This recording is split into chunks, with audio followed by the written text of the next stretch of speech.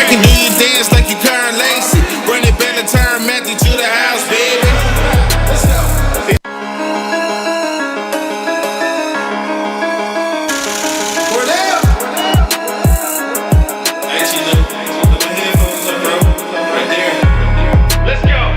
Tingle and cold from 7 to 9. Come keep with the show. It's a new era. Let's get it, let's go. From 7 to 9, it's Tingle and cold. What up, Lord? What up, Lord? You can call me him. I'm Shay Dixon in the whip with them RPMs. Gotta pull up to the chat, yeah, shit out to them. Not trying to ball like Big 4, then get out the gym. Monday through Friday from 7 to 9. When you see that notification, we about to go live. Hit this track and do your dance like you Karen Lacey. Run it back and turn Matthew to the house, baby. Let's go. It's Tingle and cold from 7 to 9. Come keep with the show. It's a new era. Let's get it, let's go. From 7 to 9, it's Tingle and cold.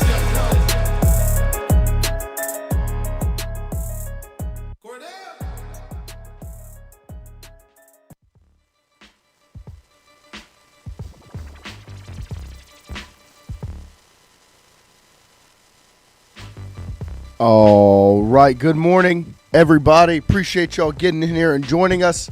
Still recovering a little bit from not only the game last night, but the watch party itself. If y'all were there, appreciate you for joining us last night if you were a part of it. If you were not, it was quite the experience as we were all over the place. Challenge Wheel was definitely upgraded, and everyone was going through it. You know, it was very much rough for a lot of people that were in the room last night. I myself had to eat an entire lemon, and then we had Christian get tortured a tad bit with a shot collar and such. So it was kind of all over the place and reckless, but the game itself was rough also. Appreciate you guys getting in here this morning. Make sure you let me know if my audio is all good. It sounds like everything's okay, but like I said, I'm not the professional producer. So I'm not. I might be a little off here on the ones and twos, but I appreciate y'all. As I'm Han Solo right now, still waiting to hear back from Lloyd to get him in here this morning to discuss what we witnessed last night. As we got into it a good bit after the game, we addressed some of the things. We answered a handful of phone calls. We had some activity on the phone line after the game, and we talked about it kind of in depth post game. We really got into all the nuts and bolts of what we saw last night as LSU fell to South Carolina, and what was a pretty embarrassing loss, if you ask me. I'm not fully in the pissed off range because like I saw in the chat, Charles County matters. It's baseball. I agree. I mean, you got baseballed last night. That's really what happened. Was the team went out there and they lost a baseball game to baseball itself. Like South Carolina played okay. I mean, they didn't do anything too crazy. I would have liked to see some runs get scored, but we'll get more into that as the show goes on. Some other things to touch on. Nothing really. I mean, tonight obviously you'll have Cade Anderson on the mound. You'll have Anthony Ianson tomorrow. You didn't really burn anybody yesterday. I mean, you can't go back to Newt. You're probably not going to go back to Cowan. Chase Shores, I think you can go back to. I think he only had 31 pitches. As I'm about to get the stats pulled up here. I don't feel like Chase Shores. I feel like he's still good to go. I mean, probably not tonight. You would probably use him tomorrow, but you didn't burn him, so that's good. Newt, I think, pitched 55, so he's not going to be available, and you likely won't go back to Cowan. We'll get to the Zach Cowan discussion as well, but just overarching, I think that this next game for LSU tonight and tomorrow, as the Tigers go to Game 2 and Game 3 against South Carolina, needing, in my opinion, one win. That's what the kind of the storyline was going in. That when we've talked about is that LSU needs to take one away from South Carolina to really feel comfortable with that top 8 national seed, because that's what you want right now. When you look at what this baseball team is, it's very, very, very so important to get a top 8 national seed because you have not played well on the road.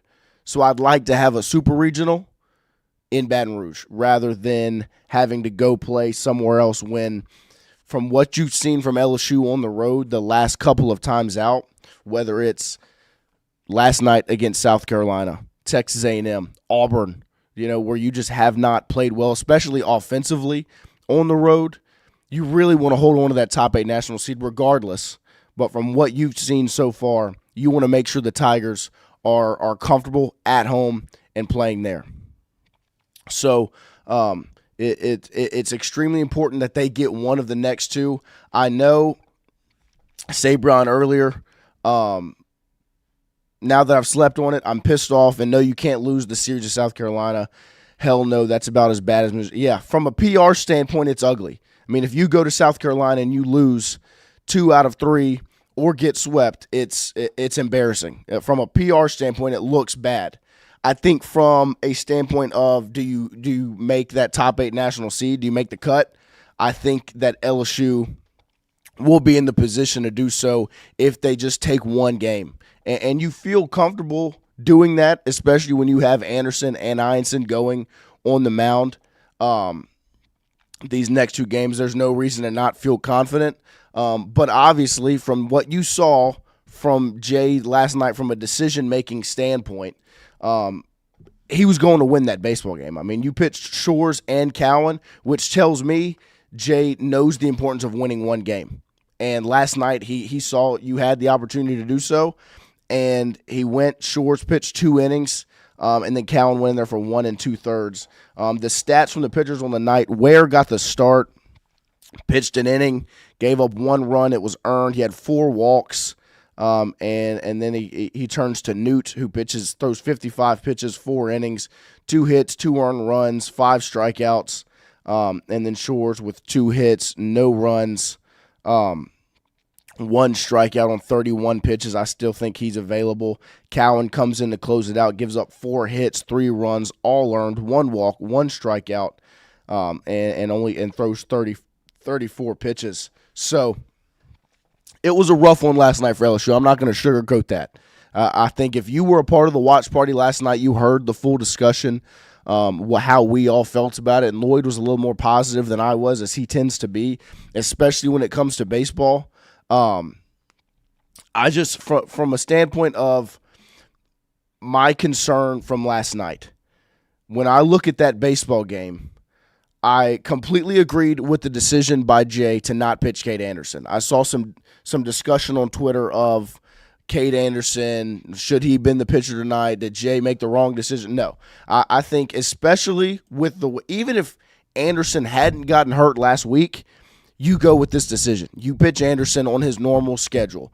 And I think Jay's been huge on that from his standpoint so far at LSU, is he wants to keep people on their regularly scheduled programming.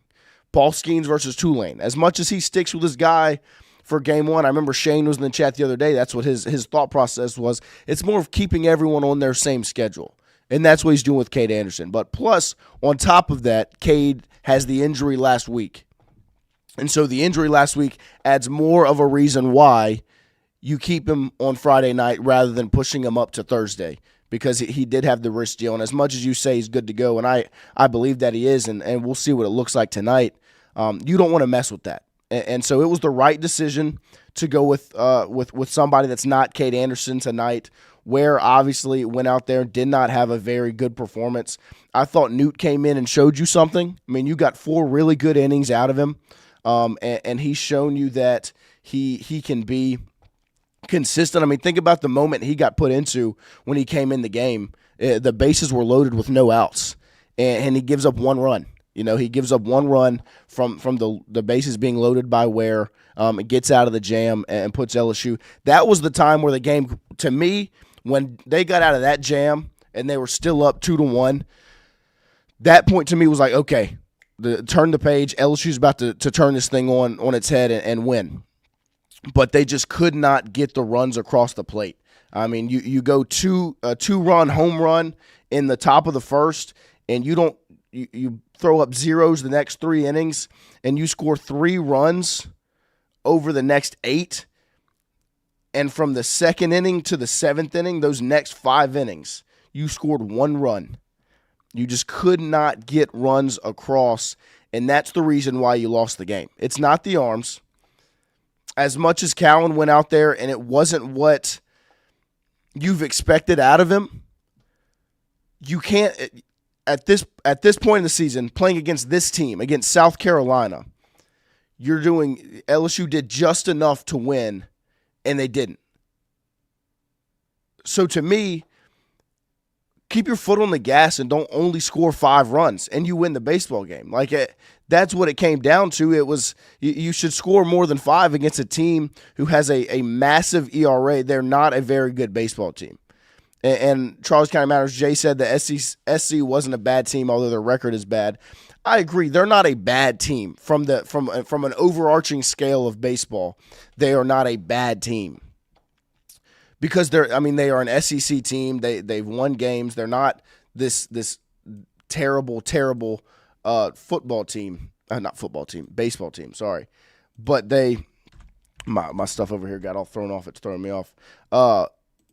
But they aren't good. When you look at the competition that you've played, and from my standpoint of what you're going to play looking forward, they're not that good, and you shouldn't score only 5 runs against them. But from what I'm looking at right now, if you just turn it around tomorrow, it's a completely different conversation. If you just take care of business against South Carolina, not tomorrow, tonight. With Cade Anderson on the mound, and tomorrow as well. It's rough that you weren't able to get the job done because you obviously, Jay Johnson, wanted to make that win happen. You turned to Shores and Cowan in game 1 against South Carolina. The mindset was get the job done, make it happen. Steven Johnson, everyone else in the league boat races them. Right, I know, and that was the conversation last week when me and Christian were talking. After South Carolina loses 24-2 to Auburn, I was like, it's going to be rough when LSU doesn't put up 24 runs or even 10 runs. They score 5 in game 1 against South Carolina, and they didn't really get into SC's bullpen, which is part of my problem, is they're still not driving pitch counts up early enough. Crowther, the starter, throws 79 pitchings, 4 1/3. You score 3 runs off of him. You get him out of the game, and they go with this. I think it was Brandon Stone was his name. He throws 4 1/3. You're not getting pitch counts up. They only had to throw 3 pitchers tonight. That is where some of my issue lies with this offense. Is one, they're not stringing at bats together. Hits together to score runs across. You scored 2 on the Daniel Dickinson home run. After that, it's only 3 runs the rest of the game. That's not good, especially against a team like South Carolina. On top of that, you're not getting pitch counts up. If you start to put together better at-bats, you get pitch counts up, you get away from the starter. We've seen LSU find success when they get away from the starter time after time again. Arkansas game 1, it was the late-night victory. LSU broke out in that baseball game when they got the Arkansas starter out of that game. Once they got the starter out of the game and they put their bullpen guy in, regardless of who it was, the guy that they put in was their best guy coming out of the pen, their number 1 guy out of the bullpen, and you were able to score runs because it was a new look. It was a guy put in a situation, and you're not able to do that consistent enough. That's where my problem lies. It's not with the pitching. Would it have been nice for Cowan to be better? Yeah. You expect when he goes in with a lead for your team to win that baseball game. That's what we've come to expect from Zach Cowan. You expect him to come in when they're up by 2 and him to slam the door shut. And he didn't last night. He gave up 3 earned runs. And you lose that baseball game by a run. You're up 5-3. They score 3 runs, and they win it on a walk-off wild pitch. So, to me, it would be nice for Cowan to go in there and slam that door shut. Yeah, I would take that every single time. But he shouldn't have only been up by 2 runs. It shouldn't have been 5-3 going into what inning was it? Home stats. What inning did they score? The eighth inning. I mean, you were up 5-3 going into the eighth. Like, I can't do much for you right there. That's not what the score should be at that point in the game. There were a couple of plays that are obviously going to stand out in everyone's mind. Jake Brown doesn't make the catch and right. Right after he came in, I think he got a big hit, and then he ends up being a run scored, actually. And then they hit a what I thought was a home run off the bat into right field, and he goes up, jumps, keeps it in play, doesn't make the grab. And then there were a couple of more. I think Stanfield had one play that I thought he could have made, but that, to me, is just expecting Stanfield to make almost every play that's there. And then the big triple that's hit off the top of the wall, essentially in left field at the end of the game. What was, to me, that's not a wall banging triple anywhere else, and I thought it was a foul off the bat. Like when he swung the bat, you can go back to the watch party. I'm sitting right there, and I'm like, okay, good. I thought that was a foul off the bat. But that's a hard play to make. You can't expect Josh Pearson to make that. And it was unlucky that it hit off the wall and it rolled all the way to third base, so he was able to get a stand-up triple. The big old number 52 that they put out there got a stand-up triple because the ball rolled all the way back to the third base, like the bag. Like it rolled all the way back. Like that's just bad luck. That's baseball, you know? And then two more plays where Braswell's out at third. I thought they definitely should have went back and looked at that one. I thought he was safe. The guy never went back and tagged when he came off the bag. Maybe it wasn't enough to overturn it, but I would have liked a second look at it. And Derek Curiel's, I'm not out on. You know, like to me, the reason he was out the reason he didn't slide was because the third baseman wasn't on the bag. Like if you're a base runner and you're running the third, you're rounding second, you're running the third, you see the third baseman not on the bag, you expect a play's not going to be made there. So, I mean, yeah, can you maybe expect Curiel to slide regardless? Possibly. But he's not expecting a play to be made because the third baseman's off the bag standing up. But they make a great play, they cut it off, and he kind of gets got. Like he's running into third, and they make the grab, and they tag him. He gets got. I'm not mad at that Curiel play. Would it in a perfect world, looking back on it with hindsight, I would love if he slid, because if he slides, he's safe. But he doesn't slide because he doesn't expect a play to be made at third. The third baseman's not on the bag. Base running was horrible from Carl Dunn. I wouldn't go as far to say horrible, but there's a couple plays you would have liked back. The wild pitch at the end of the game. I mean, Aaron Beatty had just made a heck of a play blocking it up a few pitches prior, and the next one, this one came off his right foot. It was a bad pitch. Like that's not on Aaron Beatty. And he also, right before that, made a heck of a throw to the third baseman to try to get the guy that South Carolina had on that bag.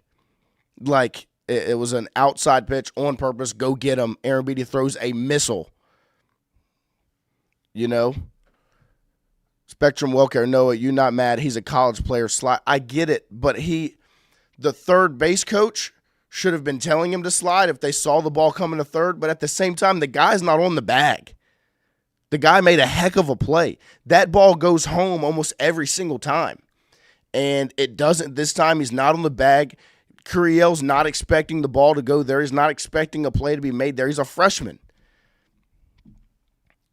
He sees the third baseman standing up, not on the bag. I don't think a play is going to be made there. I'm running to third. That's not on Curiel. If you want to say that it's on the coach that's on third base, if it's on Jordan, maybe, but the play wasn't supposed to be made there. That's not how it usually works. That's not what was expected. That's not what you thought was going to happen. When you see the third baseman out on the bag, you're not sliding into it. You don't expect a play to be made there. But to me, before all of those things, forget everything that I've talked about, the cow and the base running, all of that, you've got to score more than 5 runs. That's what it comes back to more than anything else. To me, for this LSU baseball team, you have too much offensive potential. And this is what me and Lloyd kind of got into it last night after the game, was because he was asking, what was I comparing it to? What was I comparing LSU's offense to say that they're struggling? What I'm comparing it to is the fact that they're just not getting runs across.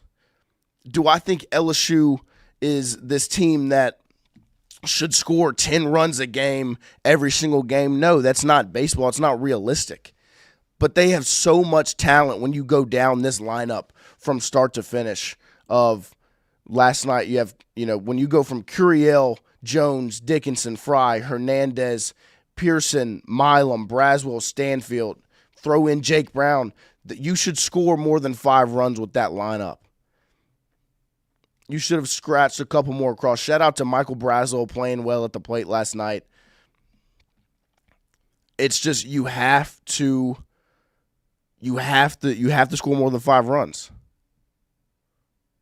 You have to score more than 5 runs. But the good thing is the conversation completely changes if you win tonight. We're not complaining. This team is not dead.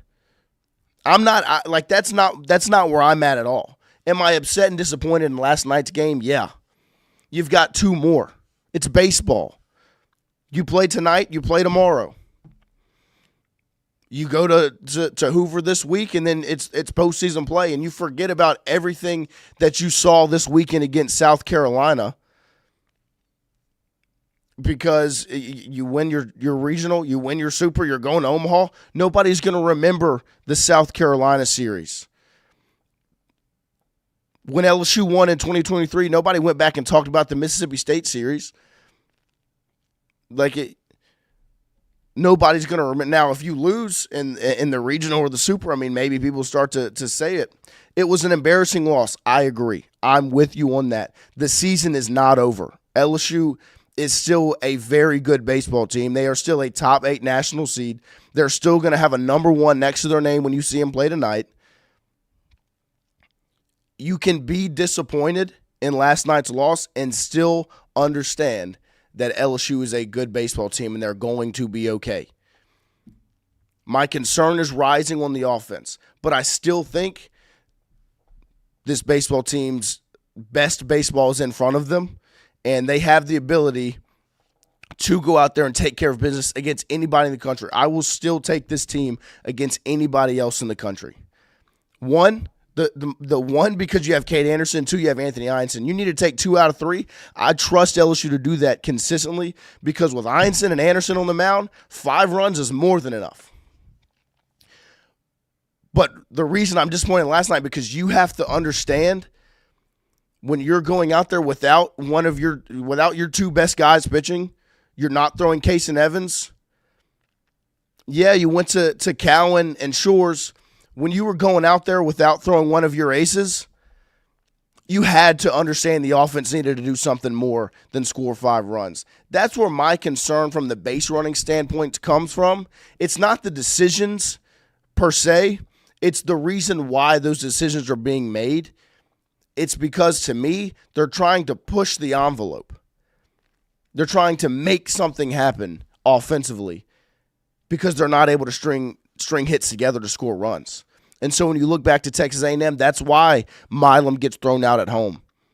That's why you score 2 runs on the Braswell sent home, Hernandez sent home. When you're looking at it as on the TV and you're like, what are we doing? Why are they sending them home? That's why, is because you're trying to force the issue. That's where my problem lies, is the fact that you shouldn't have to force the issue, especially against South Carolina. You should be able to string hits together, score runs, and win that baseball game without having to force people to third and send them home, all those types of things, Dalton, last time we played at Founders Park, we lost game 1 with Skeens on the bump. We got the 5th national seed and went on to win the World Series. Yeah, the season's not over. It sucks. You lost last night. It was an embarrassing loss. I agree. But the season is not over. Fat Boy Slim, tonight's not a guaranteed win. No, not at all. But you can't say you're not confident with Anderson going on the mound. Now, look, there is something that could happen tonight that would have me extremely concerned, not only about this weekend, but about the future. There's one thing specifically that would have me extremely, extremely concerned if I saw it tonight. And that's if Cade Anderson goes out there and is not his normal self, his velo is down, his control is off, he's grabbing his wrist, and he's not pitching well. Then I would be extremely concerned, and my stress level and concern level would no longer be here, it'd be right up here. Because that means Anderson is not healthy. He obviously he's grabbing the wrist after last week. Something's wrong. They take him out the game. He throws the bullpen. He's good to go. He's going to pitch tonight. If he doesn't look comfortable tonight and he looks hurt, then my concern level is a completely different place than it is right now. Because I'm concerned about the offense. My confidence lies in Cade and Anthony. And if Cade is hurt, my concern level grows increasingly. Like it increases exponentially, because that shouldn't be the case. Or not that it shouldn't be the case. That if that's the case, you have to be nervous, because that's your guy. That's your ace. It's your Friday night. That's your game one guy. Sabrion, they said it was a cramp, didn't they? Yes, they did. And so that's what I'm saying is I don't expect that to happen. I'm not saying I expect that to happen. I'm saying that's the one thing that can happen tonight that has me freaking out, is if there's something and it's more than a cramp. I don't think that it is. They say it's a cramp. They say he's good to go. They wouldn't put him out there, I promise, if he wasn't 100% ready to pitch. They wouldn't, because you don't want to play with that. But if he goes out there and that happens, then I'm nervous. Then it's my concern level is completely different to where it's at. Andrew Messina, losing to Mainieri is infuriating. I understand that. I get that thought process.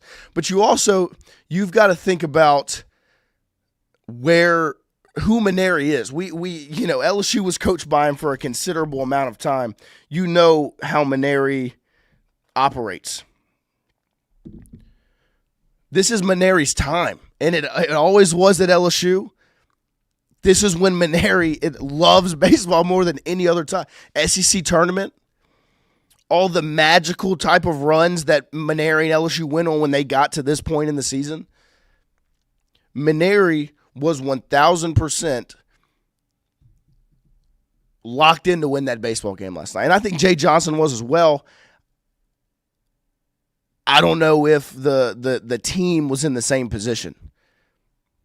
It seemed like they did just enough to try to win that baseball game, when you should have just put your foot on the gas and not let them come.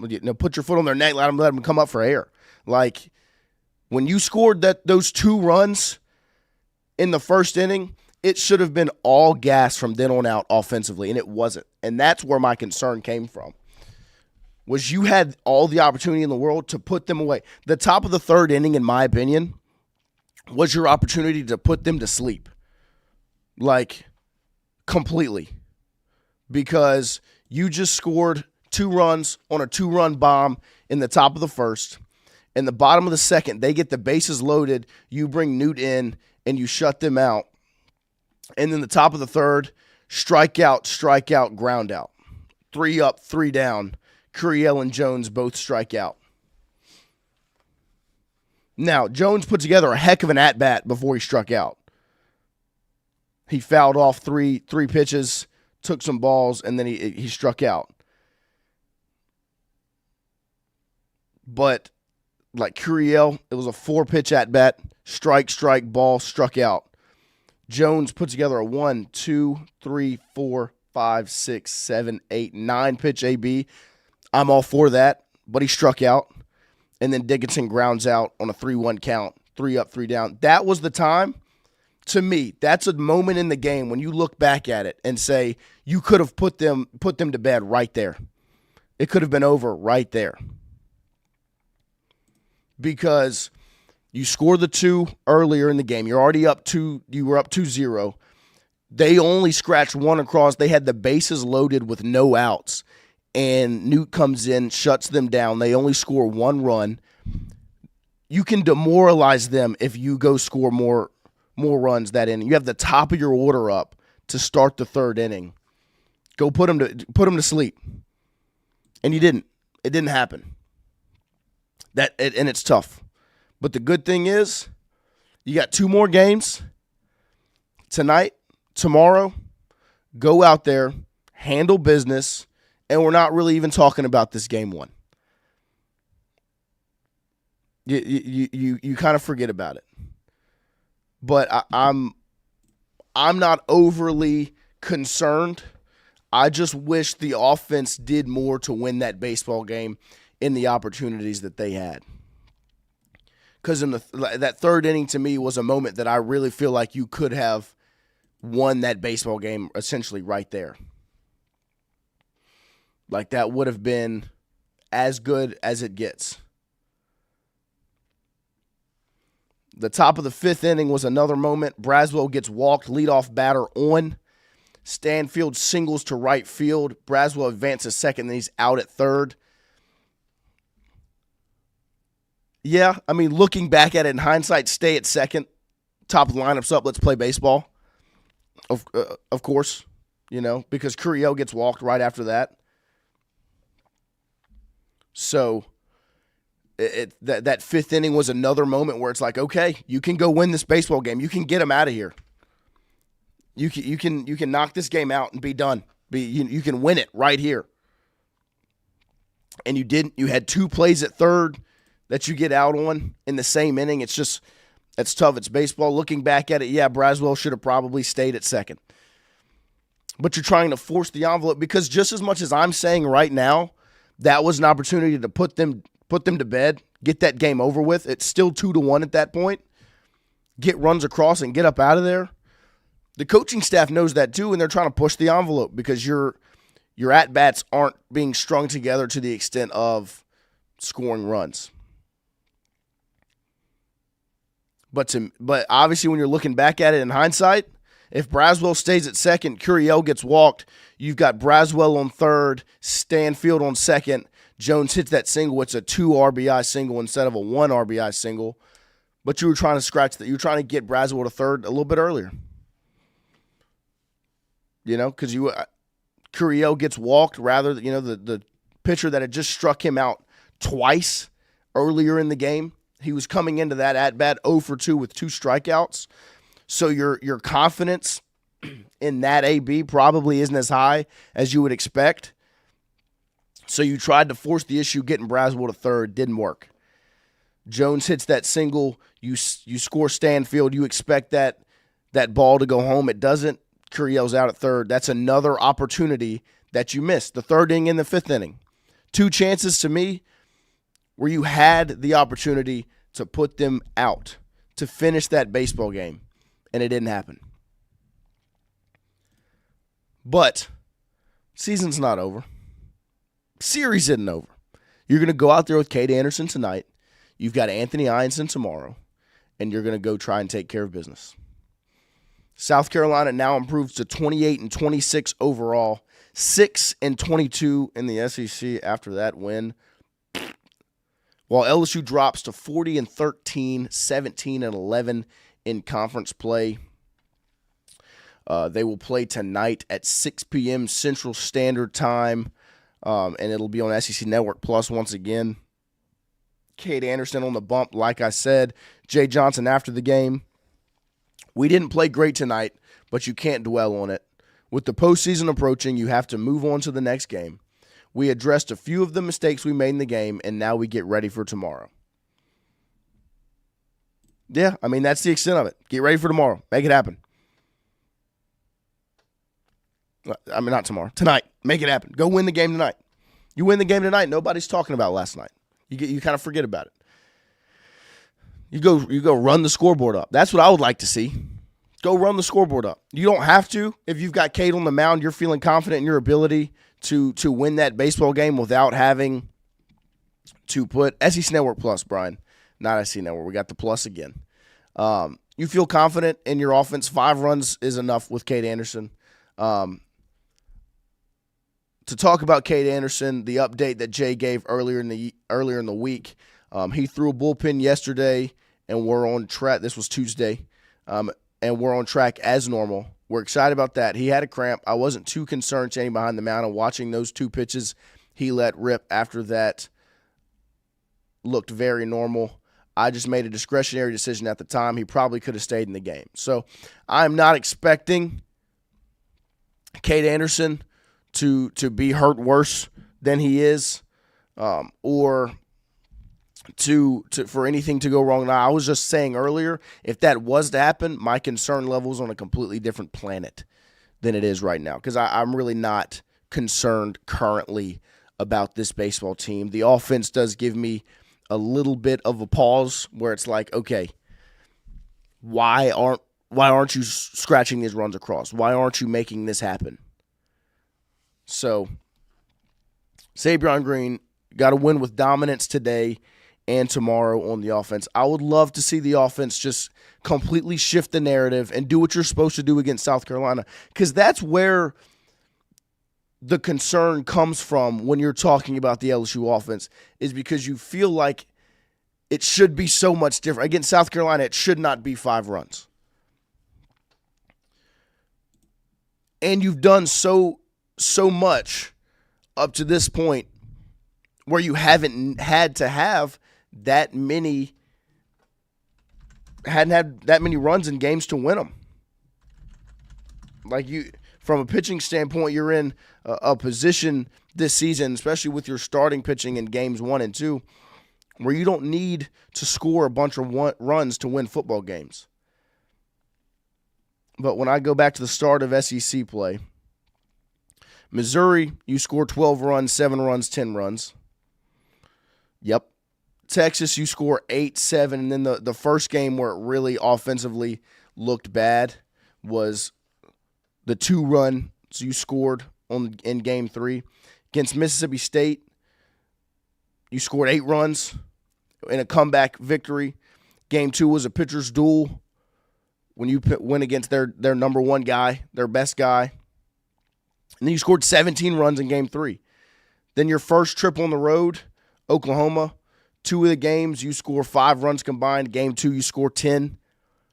Auburn on the road, 4 runs, 2 runs, 2 runs. Alabama at home, you score 11 runs, 4 runs, 4 runs. Tennessee, you score 6 runs in Game 1, all in the bottom of the 9th. And then 3 runs, 12 runs to mercy rule them, run rule, get them out of there in 8. And then obviously A&M 1 run, 2 run, 4 run.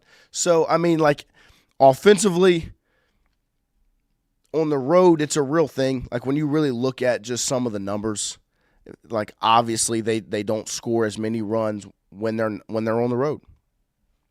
But I still think this team is okay, and we'll be having a completely different discussion about them if they take care of business tonight and tomorrow and go into Hoover in a comfortable position. Hunter Hall, what was let's see. How many wins does this team have left in them this season? Seville says 2 wins. I'm assuming Seville's talking about the regular season. Hunter Hall says total. Hunter Hall says 2 in Columbia, so that would mean winning tonight and tomorrow. 2 in Hoover, 4 in the regional, 1 in the Super. So Hunter Hall's got LSU losing in the Super Regionals. Sounds like an Alabama fan, if you ask me. But I'm not overly concerned. I'm excited to see Cade get on the mound tonight. I'm very, very hopeful that the offense is considerably better tonight than it was last night. Go out there, handle business. Like that's where I was last night, and Lloyd felt a little differently than I did. But to me, strictly business, go out there, take care of it, win the baseball game. Like last night, you had opportunities to go put them to sleep, to keep them at bay in the game. 3rd inning, 5th inning, those 2 moments to me in the game, you're good, you're out of there. As motivated as they are, as ready as they are, as hopeful as hard as they were trying to play as a team that's got really no hope moving forward. You can knock them out in the third inning. You got a second opportunity to knock them out in the fifth because of the way Newt went out there and pitched. Some of the positives from last night. Michael Braswell, positive. Looked great. Has played excellent against his former team consistently. I mean, last season, this season, he's played well against South Carolina. He played well last night. Won a really good game from Braswell. Newt, I thought I think you found something in him. I wouldn't be surprised if he's kind of penciled in as the third starter for this baseball team. But on the same token, Chase Shores is right there. I wouldn't be surprised if they work him back to his original spot because he looked great last night once again. Now, one of the hits, I think he had given up. There was a decision from a pitching standpoint that I think you should have gone back to a fastball. They went changeup again, and I didn't really like it. But Stanley Reed, the thing that gives me confidence that South Carolina is truly a bad team. They can't hit, and if you don't give them free bases, you can definitely limit them. Yeah, well, and I agree. The thing that happened last night was you really didn't give them free bases. Like, from what I remember, outside of where at the start of the game, when you got out of that jam, if you're LSU, like Newt came in, they only scored one run. I mean, based on balls, 5 walks from a base on balls. I mean, you walked 5 guys. We really didn't give them free bases. They scored runs because they got on base from swinging the bat. Huge error by Braswell on the bases and in the field. The one in the field was not scored as an error. It was scored as a base hit. He got what it seemed like just a bad read on the ball, whipped down the line. He was kind of making a play on the left hand side, and it went right behind him. Only play he could have made was barehanding it. The error on the bases is not on Michael Braswell. If he's getting sent to third, that's not him. And he swung the bat well. That's where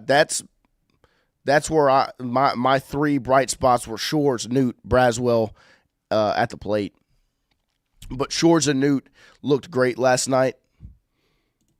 Like I think you found something where you've got 2 guys now in addition to your 4 that you're comfortable, because you've got your 4. We've talked about the 4 all season long with Anderson, Ianson, Cowan, Evans. I really do feel like with Newton Shores, you're finding the guys that are kind of stepping up, and you can kind of extend that 4 into 6 now, where there's 6 guys I'm comfortable with those 2 guys picking their play up. And some of you are going to be out on Cowan. Look, the Cowan stuff it's up for discussion. Like I'm not as closed off to the discussion as maybe I should be. You go to Cowan every single time in a position like last night. If he was good to go tonight and you have a chance to win that game, I would go to him again. I trust him more times than not. You've seen him answer the call and get the job done. He's got the stuff. That changeup is one of the best pitches in the country. Like, when you're talking about a guy who's got their one pitch, I'll put that changeup with Zach Cowan against anybody else. It's the fastball that they're on right now. It seems like the mindset for teams that are batting against Zach Cowan is wait on the changeup, force him to throw a fastball, and then see what you can do with it. And they're taking advantage of the fastball. Andrew Messina, they gave him an error according to the broadcast unless they changed it. They did, from what I heard on the broadcast. It was originally tabbed an error, recorded as an error, and then they changed it to a base hit. Seville, Cowan gave up a couple of bad pitches, but that change was dealing last night. It looked great. It's just the fastball. Like that, it's 90 mile per hour fastball. You absolutely have to be pinpoint with it, and it's you've got to throw it for a comfortable strike, a strike that's not over the middle of the plate. And then the homer they hit off of him was a changeup that he hung. An off-speed pitch that he hung, that's going to get hit out in SEC play regardless of who you're playing.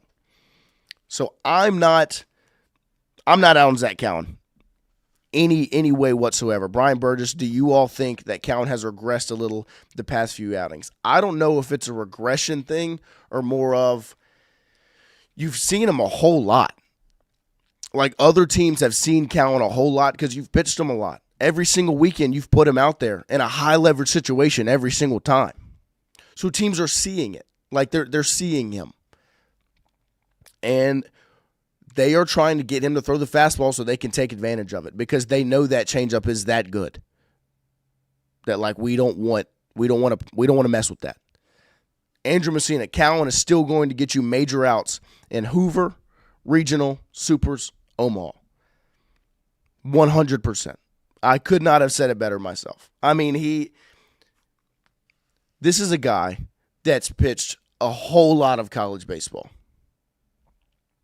A whole lot. Like he has pitched a lot of college baseball. I am confident with him moving forward. Carl Dunn, the SC guy said on the interview with Jay Mitch, he saw the changeup and was timing it.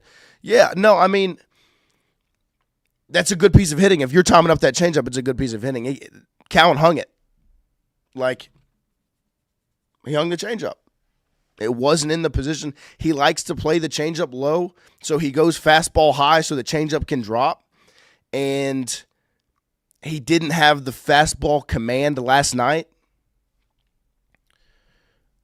But look, I'm still riding it out with Zach Cowan. Like, I'm no way out on this guy because he's more often than not he's handled business for LSU. And yes, when you look back to Texas A&M, that was a rough weekend for him. Obviously, when you look back to last night, another rough night for him. I'm pulling up the stats from when he pitched against Arkansas because I don't fully remember that outing. And that would have been his last outing before this one, I believe. Home stats, let's see. Cowan went out there, pitched 3 innings, gave up 2 hits, no runs, 3 strikeouts. Like, that's Zach Cowan. I mean, he was rewarded with the win. You know, he pitched through 40 pitches. 3 innings of work, only gave up 2 hits, 2 walks, 3 strikeouts, no earned runs. I mean, he was nails. I can remember him top of the 10th inning, kind of got into a jam, I believe. Got out of it with a strikeout, check swing strikeout. Got him fired up. That's Zach Cowan. That's who we've seen more often than we've seen the guy that you saw last night. So I'm not concerned about Zach Cowan. Now, would I like to see him go back out there and break this kind of streak of they're forcing the fastball and they're hitting you well, and to that extent, yeah, I would love to see him go back out there and just be unhittable. But another thing that gives me some confidence is I think they're putting Kaysen back into the pen, and I'm all for it. That's where he belongs. He had a really good outing against Tennessee. The last 2 have not been the best. He is nails coming out of the pen. And I think right now with Newton Shores, you have 2 guys that are up for the challenge that you feel confident enough to put them in the position to start game 3. And so with Cowan and with Evans, I'm comfortable right now. So I'm rolling up here on hour number 2, so I'm going to take a quick break and be back right after this.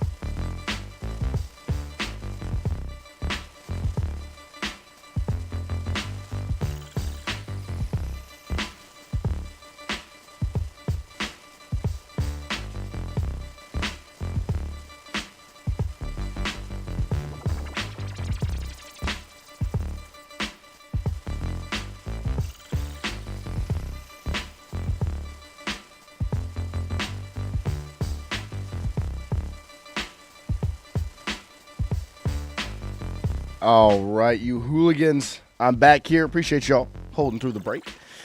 Still no Lloyd, by myself. So it's just going to be a solo show today. Appreciate you guys rolling with me because was not expecting to be in here by my lonesome this morning. But no worries at all. I've been lucky enough to learn how to handle this board to be able to make sure when days like this arise, I can handle business, get the stream up, rock and roll, and have everything going. So appreciate y'all being here because I know there's anywhere else you could be on a Friday morning after an LSU baseball game. There's plenty of other content that comes out, and y'all are rolling with me by my lonesome this morning, and I'm very appreciative of all of you guys to make sure everyone is still up to date on where we are at Tingle & Co. We will officially be moving over in about 2 weeks. Two weeks from today, really, will be the last show on this channel from a 7 to 9 live standpoint, where Tingle & Co. is where that will live. If you were at the watch party last night and you were tuned in, it was on the Tingle & Co. channel. So like I've said consistently, make sure you're subscribed over there on YouTube. Just so you're oh shoot, there it is. This mic's a little. Just make sure you're subscribed over there so you're ready to go when we make the transfer over. About 2 weeks from today will be the last show on this channel from 7 to 9. There's the channel right there. Make sure you're subscribed. Christian is going to be out of town for the remainder of the summer. We've had some meetings with some other characters and people to bring in. Obviously, we had last night me, Lloyd, Ron, Justin, Jonathan, Christian, and Gage, some of the members of our squad, be up to date. Tingle & Co. will officially be live from 7 to 9. On June 2nd will be the first day. Next week, I'm in. The week after that, I will be out of town. So just a little housekeeping. The week of the 26th, I will be out of town. So the final week on this channel, I'll probably be videoing in from the Bahamas is where I'll be. So I'll video in maybe with a little background.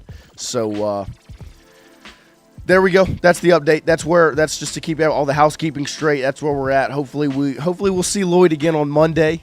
He's obviously taking the loss hard last night as he didn't show up this morning. But we had fun last night in the watch party. Make sure when you're watching the baseball games, you join us for watch parties. Last night I thought was a hit. It was a success, and it was fun for everyone in here. We had the wheel spin going where, look, just to let you look at some of the things we had on that wheel. I mean, you got hit by pitch. You got mouse and house, which is the mousetrap shocks, the shot collar, charged up, lick a battery, the chubby bunny, stingers, sting pong. You got home plate, which means you just got to drink a plate full of water and it basically pour it all over yourself. Ring 'em up was one of my favorites. Christian hated it. If you missed it last night, you got to scroll through your contacts, land on a random name, and whoever that is, you got to call them. So appreciate y'all if you joined us last night. Make sure to have your notifications on and to be subscribed over there on Tingle & Co. Appreciate y'all this morning. As you see, West Shin with the announcement of off the bench and where they're going. From an LSU football standpoint, not too much news to talk about today. We can obviously get right back in the discussion of what the 2025 season looks like. But one thing I did want to touch on is we saw a good look at some of the freshmen, the highly touted freshmen that came in for LSU this season, where you saw Harlan Berry, you saw DJ Pickett as well during the spring. Now you've got your summer guys coming in. You've got the guys that could not early enroll or did not early enroll coming in, guys like JT Lindsey, who, in my opinion, is an extremely good running back. Like, when I'm saying extremely good, like, to me, he was probably the best back in the state this season in high school football. Now, Harlan Berry was excellent. He's extremely talented. He was the number one ranked running back in the country, in the state, all of it. JT Lindsey in his senior season was beyond impressive. Carried that Ash team to the state championship game, even though they got walloped by Edna Carr in that game. They are in probably one of the toughest high school districts in the state, and they went undefeated. So he'll be the running back 4. I don't know what his opportunities will look like in year 1, but he'll be a nice addition. You've got Phillip Wright coming in, the wide receiver out of Destrehan. Walter Mathis is a defensive tackle. You've got the third Weeks brother, Zach Weeks, joining the class. Keelan Moses, Dylan Moses' younger brother, the linebacker out of U High. You've also got Jaden Breaker. So there's your linebacker class. Your freshman at that spot, and Blake Baker's room will be joining this summer with Jaden Breaker, Keelan Moses, and Zach Weeks.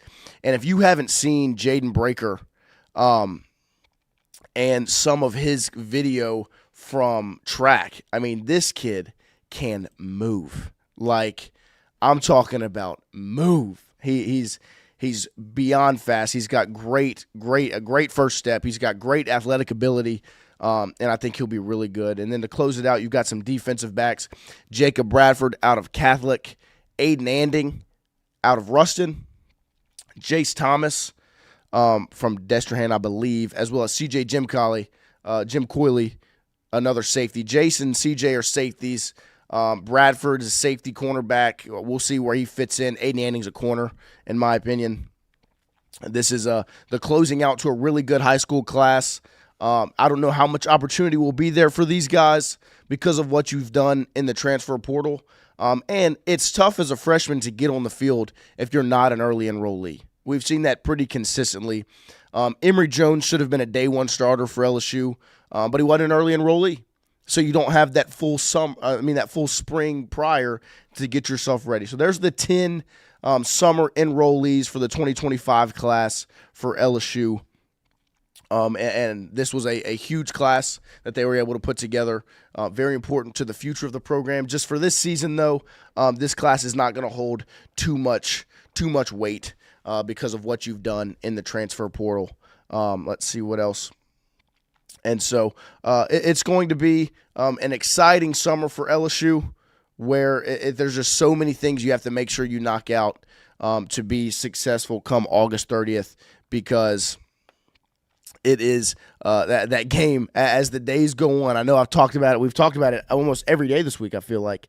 As the days go on, you only feel the pressure build and build and build and build to where, like, when August 30th gets here, it's gonna be unstoppable. Like, it's gonna be the biggest game of the season.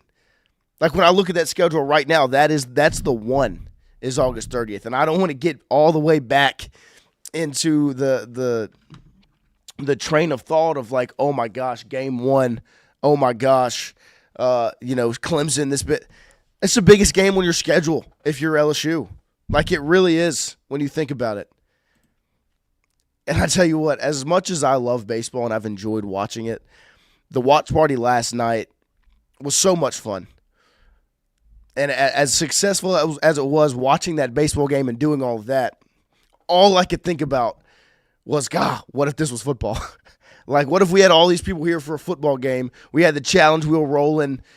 We had more than just our loyalists in the chat, and we were rocking and rolling for an LSU football game. That's what I'm excited about. I cannot wait for football to get back. I love baseball. I love doing the watch party for baseball. Football watch parties are a different monster, and it's going to be exciting this season. It's going to start with Clemson. I did put in for tickets to try to make the trip. I was not too burned by the Vegas loss last year to USC. I really did consider it because obviously last year I decide, you know what, I'm going to do it. I'm going to get tickets. Even when I got the tickets, I was like, I don't know if I'm going to go. I might stay home. I might save the money, not go all the way out to Vegas for USC, and I'll just sell the tickets. I decide, you know what? I'm confident. Let's go out there. Let's have some fun. I built myself. I mean, that was probably the most excited I had been for an opener since I don't even know when. Like, because I was excited in 2021 prior to that season, the UCLA game, because I thought they were going to be good. Obviously, they weren't. That was my first year, like, on the job. That was my first fall camp, my first sprint, the first whole thing. And so I was just very green to it, and I was like, they look awesome. Let's roll. And they weren't. But that was excited as I could get last season before the opener, and I was just absolutely distraught in Las Vegas, walking back down the interstate as I was, because that's what it was. Like, I had to walk on the side of the interstate to get back to the MGM Grand in Vegas, while people were hurling things at me, words and phrases and disses from USC fans that were on the road. It was awful. And so whenever the opportunity and the question arose of if I was going to try to go to Clemson, I was like, I don't know. I'm still so hurt by the last one. It's kind of like when you're trying to open up to a new relationship, but you got cheated on last time. That's how I felt. Was like, am I going to get tickets to Clemson because I'm still trying to deal with some of the lingering issues from what happened in the last one? But ultimately, I said, you know what? Let's do it. Let's put in for tickets. So I put in for tickets. We'll see if I can snag them, and I'll get out to Clemson. Maybe I'll run into y'all. Brian Burgess, I'm going to Clemson for the opener. There you go. Sabrion Green, I'm more confident week 1 this year, and I don't know why. Look, I did my weekly phone radio hit with Sean Fox of 97.7 Sports Talk yesterday prior to the watch party. I was live at about 5 p.m. on the phone with him, and it was one of the questions he asked was, is this the deepest defense, all of those things, and I was like, yeah, look, this is the best roster Brian Kelly's had, top to bottom. Depth, talent, the whole deal. This is the best roster he's had. It's the highest expectations he's had. I was like, but on top of that, this is the best team they will have faced week 1 so far. That Florida State team was really good in 23. They were good, no doubt about it. Expectations prior,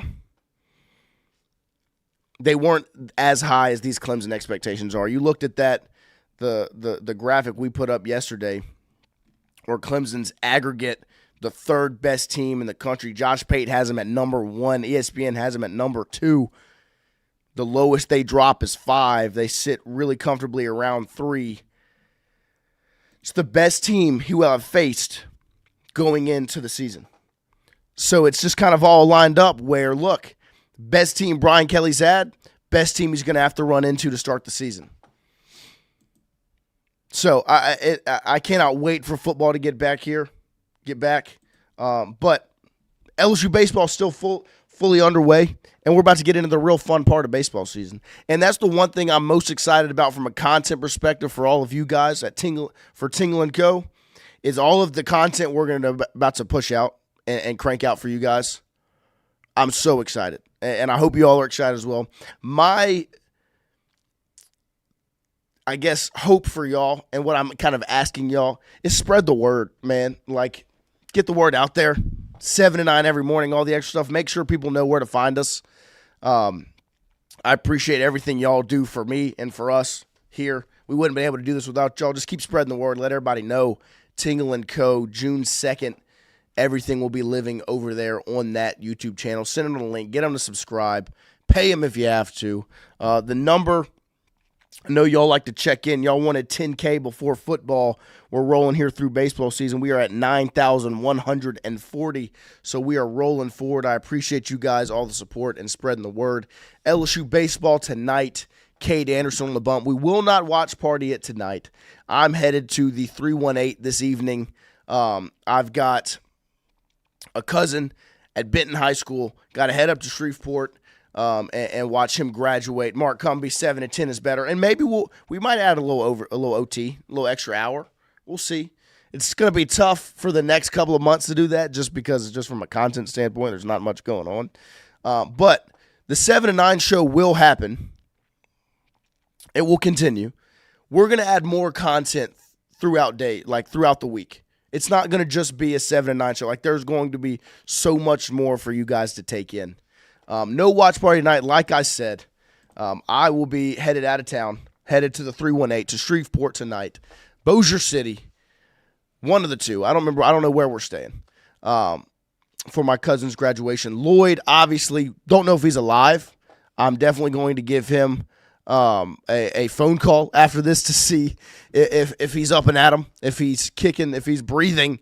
And then Christian had to make the trip back to Lafayette this morning. So no watch party tonight, but we will be back and ready for Hoover next week.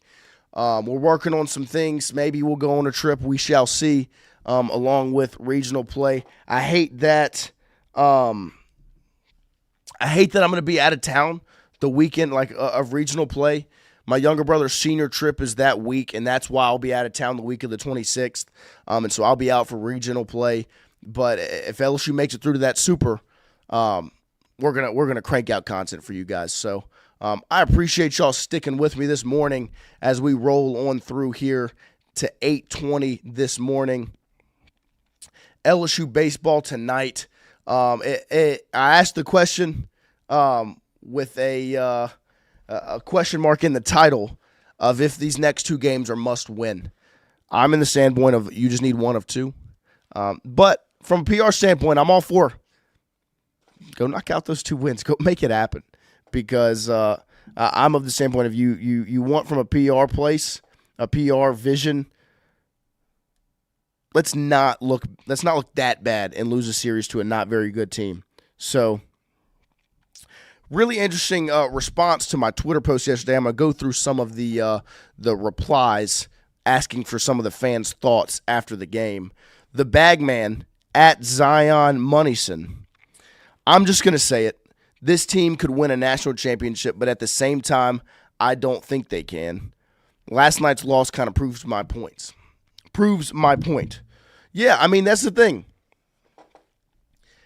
That's baseball. Like, this team is extremely talented, and if they won the national championship, I can see that happening. So, on top of that, if they were to lose, I can probably tell you some of the reasons why that would happen. So I do agree with that response. Blake Benoit at Benoit Sports. I don't want to be number one anyway. We all know it's cursed. Give me the number 4 through number 6 national seed all day. We have the best 1-2 starting pitchers in the country going the next 2 days. Win the series and move on. Side note, we had a lot of hard hit balls that went right at guys tonight. Yeah, no, I mean baseball happened last night for LSU. Like, that's what it was when you really think about it. Bill Belichick's really freaking me out now that I'm looking at it right here, just staring over my shoulder, waiting for his girlfriend to yell at me. But, yeah, no, I mean, I'm with that. You had the opportunity to make some plays last night. It didn't happen. Didn't go your way. South Carolina got some. I mean, that triple at the end of the game, I mean, I truly thought when he swung that bat, it was a foul ball. Like, I almost got up. We had the whiteboard up. I almost got up and marked it off as a foul ball because that's what I thought it was. I thought it was going to be a foul ball. It ends up hitting off the wall and rolling, unluckily. Like, that was the part that I couldn't believe. It rolled all the way back to the third base bag. Like, it just kept rolling. Because when I looked up, I was like, oh, this guy's just going to be a double. It's a big guy. I mean, Pearson's going to grab this ball, gun him, get it to the third base, and we'll be good to go. But it just kept rolling away from him. It was running from him. Like, that's when baseball is just being baseball. That's what makes it different than any other sport. Tiger Prods 337 at Tiger Prods 337. Not worried at all. Go MF and Tigers at Hubs Courtney. Who we got coming out the pen after them besides Evans? Definitely, you have Evans to go this weekend. Rizzy, you still have. Schmidt is still in the cards. And I think you can go Shores again. Those are the 4 names in the pen. And obviously, they'll probably go match up at some point with Primo and Williams and maybe even Ware again. David at David 864-984-0923. LSU's defense was spectacular tonight. Ware gave us nothing. Base running blunders really hurt us. Shores and New were excellent. They had figured Cowan out by sitting on his change. We could have put our foot on their neck, but now it's going to be a dogfight. I think, I mean, he said that pretty well. I mean, the defense was spectacular. Thinking back to that Josh Pearson play early in that game, or not earlier in the game, I think it was maybe the 5th or 6th inning. That was one of the best plays. I mean, that was massive play. Like, 1, the catch, heck of a catch. 2, the throw to Milam. And Milam gets the foot on the bag right before the hand. I mean, bang, bang, double play, massive play. The LSU defense was outstanding, and they have consistently been that. I know the Pearson play in left when it hits off the wall, he's not going to make that play. The Brown play in right, you can't expect him to make that play. Defense has been absolutely impressive every single weekend. And like we're saying, 325 to left field is high school? Yeah. No, I mean that they've got a small park. Carl Dunn, that would have been out at the box, 1,000%. And that's the thing. You're a top 8 national seed. You don't have to worry about rinky-dink parks. You don't have to worry about getting got by the ballpark because you'll play in Alex Box for a weekend. You'll come back to Alex Box the next weekend, and then you'll be in Omaha, and we know how Omaha plays. So, if you are lock up that top 8 national side, you don't have to worry about ballparks beating you. Tim Thomas at Doc Tabor 1. Funny people don't understand the team when we are the number 1 team in the country. It's baseball. We will be fine. We purposely off-pitch tonight. Bullpen needs to step up. Shores looks like that guy to step up at this point. So does Newt. We are fine. I'm with you. My only thing, as I know that they off-pitched last night, I would have liked to see the offense step up. When you know that you're going to be not pitching one of your guys, you gotta score runs. But it's hard. It's hard to hit a baseball. That's why I'm right here talking about it, not doing it, because I can't do it. I quit playing baseball when I was in middle school because I suck. I couldn't hit. Now, I was a lefty, so I had that natural. I got a little cut, little movement on the fastball, and a little movement on the fastball. I kind of screwed up. A little movement on the fastball, and I could spin it, right? I could play in the field as well. Look, it was a good first base. Ice cream man, they called me, and I scoop it. But I quit because I couldn't hit, and it was pissing me off. And so I stopped playing baseball. It's a hard thing to do. And so who am I to sit right here in this microphone and be like, God, they didn't get hits. They didn't make it out. You just got to get hits. But you do, and that's why they're there. Michael Gauden at GoDan. Frauds can't hit when it counts. Bullpen is complete ASS, because I'm not going to curse. That's too far. I'd disagree. Hard disagree. Not frauds at all. Patrick at Empower. For the next 2 games, we'll see if they have championship medal. You either come out pissed and lay down the hammer, or you just lay down like Texas A&M and get swept. We shall see. How Jay did not have this team zoned in is beyond me. Way too lackluster for what's at stake. I don't think Jay didn't have them locked in, but I agree. I want to see what they look like these next 2 games. That was what I was talking to Lloyd a little bit about last night. Was like, look, go out there and put your foot down. Be like, look, that's not who we are. Change the narrative a little bit from what everyone's talking about this morning and last night. Make that happen. Don't be the team that just kind of gives up on the series. We tried last night. The series doesn't really matter. Because, you can do that. It's human nature. The series doesn't really matter. You could probably still get a top 8 seed even getting swept. Now, I think you need to get one to really feel comfortable. I would not feel comfortable if they got swept this weekend. Just because recency bias is a thing. It would be nasty looking at it. Nasty. If you're trying to put LSU as a top 8 seed and say, well, they just got swept by South Carolina, who had 5 wins. But I think they could still get in. They could still get a top 8 national seed, even with getting swept this weekend. So they could very well just be, you know what? We're done. We'll pack it up. Doesn't matter this weekend. Whatever. So let's see what else we got here on the Twitter. Seth Ruiz, here we go. This is a classic response. At TX Tiger 97, Johnson is quickly becoming Maneri 2.0 without schemes or crews, average coach, and can't win away from the box. Stop it. Stop. No. Jay Johnson, and I without schemes or crew, whatever. I'm not even going to spend the time. Bryce Chauvin at Chauvin_Bryce. Please don't book flights to Omaha. LSU don't stand a chance in hell of getting there. Jay's overrated. Stop. Jay's not overrated. He's one of the best coaches in the country consistently. Number 1 transfer portal class, number 1 recruiting class. In what standpoint did he get outcoached last night? I didn't see anything where I'm like, he got outcoached. I didn't see that last night. That's not what I saw. Now, if you disagree with the decision to not pitch Anderson last night, then maybe you think that. But that was the right decision. Carl Dunn, these are not professional athletes, 18 to 21-year-olds not being focused like they should be. Jay will get their attention, and he was probably up all night. Yeah, no, I mean, they're kids. Like, that's why I want to make sure, hey, locked in. C-Dub 225 on base running, he got outcoached. The base running we talked about a little bit. Look, in hindsight, the Braswell play, sending him to third, shouldn't have done it. Should have kept him at second. Was overthinking it a tad, I think, because Curiel was coming up to bat and he had struck out twice against the same pitcher. And from their standpoint, they're trying to force the issue. That's where they're at. And that's what that falls on the offense. They're trying to force the issue to score runs. I'll listen to the Braswell one. Curiel's play at third. I don't think that play, the reason he didn't slide was because the third baseman's not on the bag. It doesn't look like there's a play being made there. You know, like that, he didn't slide. He's a true freshman.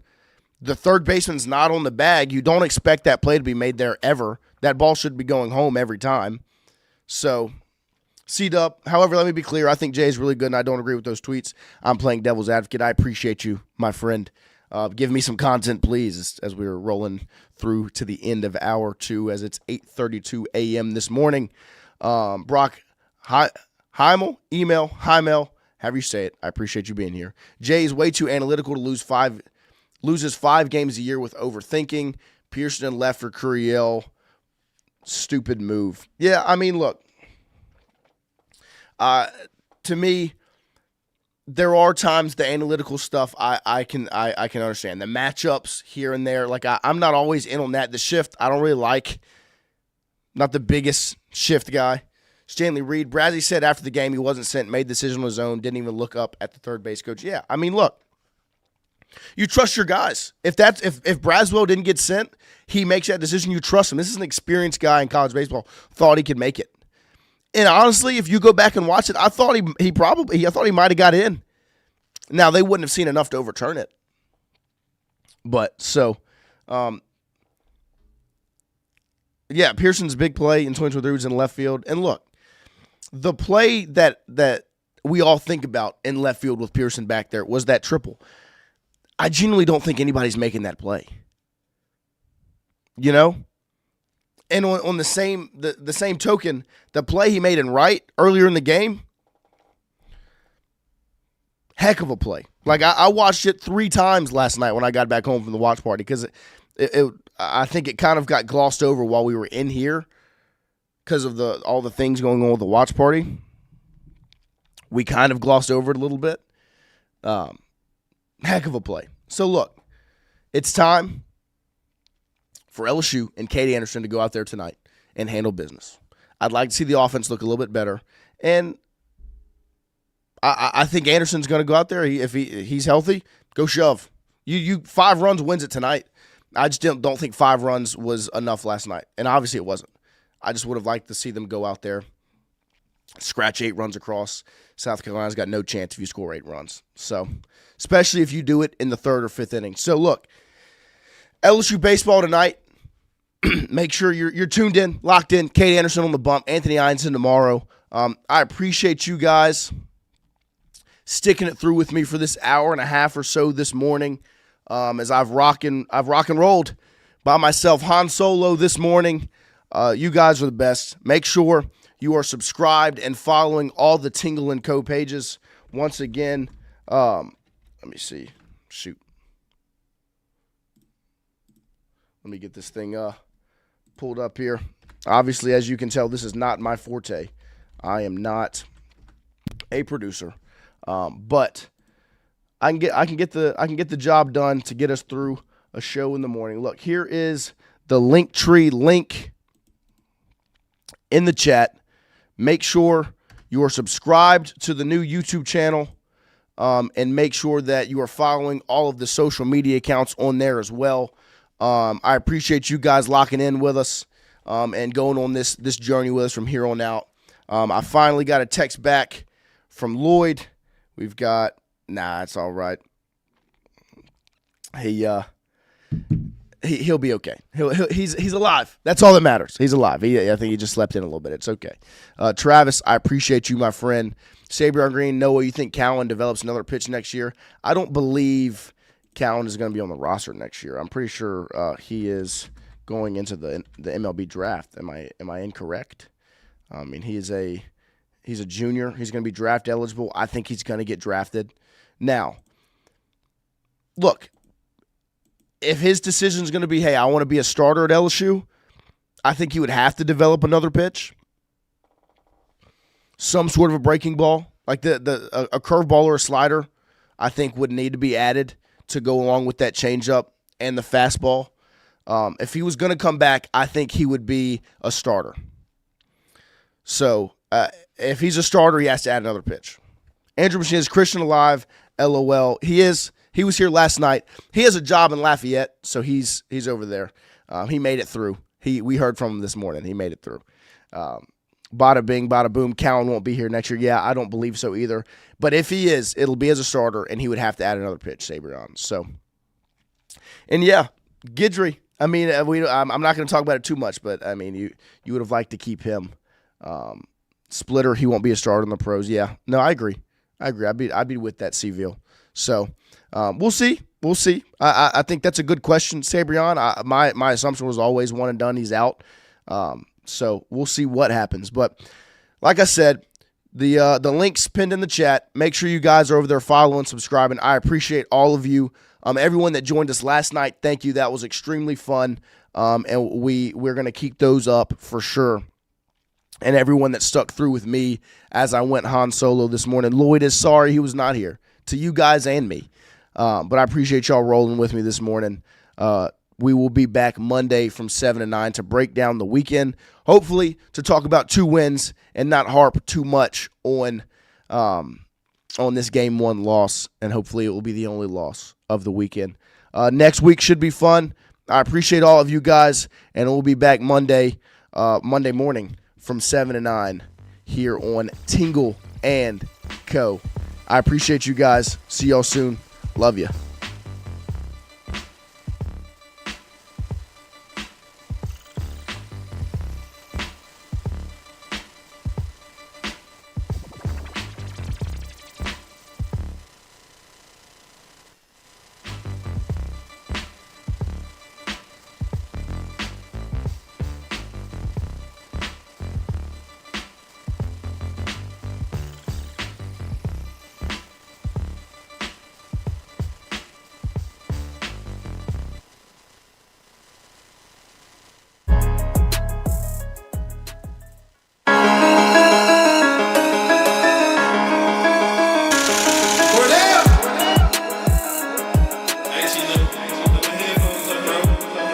Shout out Cordell.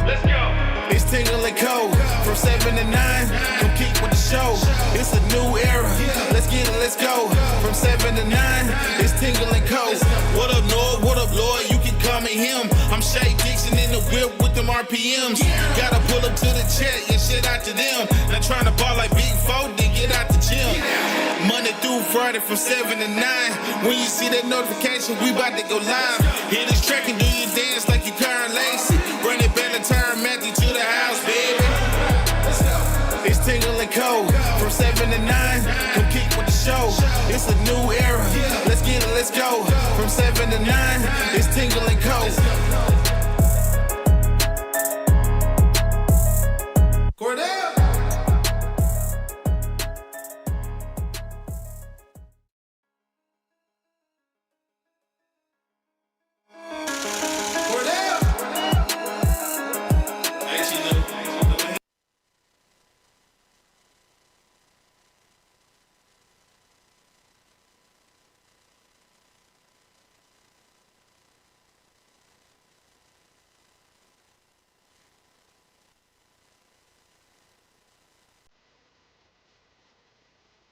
Times that I hated gave me inspiration. Look in the eyes from my kids gave me motivation. Bounce back, can't let you fold up. Keep pushing, can't let you slow up. Bounce back, can't let you fold up. Keep pushing, can't let you slow up.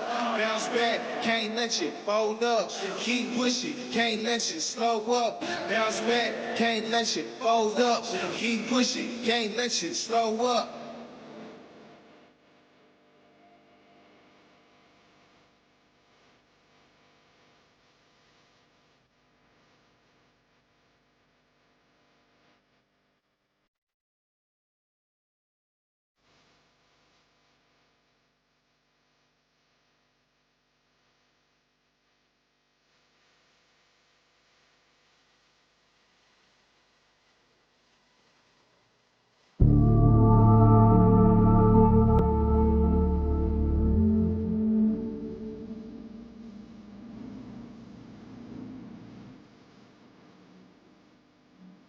Hey, Tino.